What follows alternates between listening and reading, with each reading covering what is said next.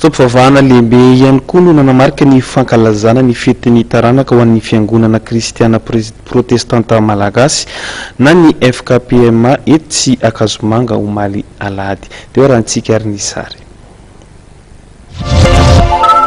Voromary mpino zanaka apelezan'ny fiangonana omaly nandritra ny fanompim-pivavahana lehibe izay nokarakaraina tetsy amin'ny fiangonana kristiana protestanta malagasy na FKPMA etsy Akazomanga.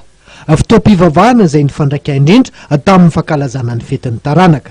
Ina marina amin'izao fotoana izao dia ao ny fetin'ny taranaka moa izay hatrehan'ny taranaka androany eo koa mihetsika izay tamam-bola zany entin'ny karakarana izany jobin'ny pasteur zany dia misy hetsika lehibe amin'ny fahatelon'ny volana desambra dia eny amin'ny espasy Vatsoa Ivato ny alahady fahatelo volana desambra zany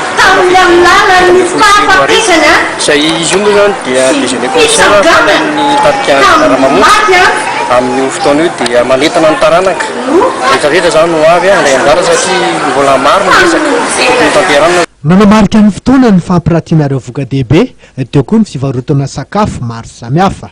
Nilaza ny tompon'andraikitra fa misy ny ezaka lehibe izay hotratrarina dia ny fananganana ny tranon'ny mpitandrina izay napetraka ho lahara-pahamehana. Eritreretina ho vita amin'ny 18 sorarivo zany fototra afitrasa zany. Dia ny vaovaon'ny finoana iny koa tompo-kilasy Togovao no manakatona ny fampalalam-baovaontsika teto amin'ny fahitalavitra madeveta amin'ity alina ity. Isaorintsika teny atokantrano na hatranjery hatramin'ny farany. Mameo fotoanao ny sampana fampalalam-baovaon'ny fahitalavitra madeve ho amin'ny rampitso indray. Veloma tompoko.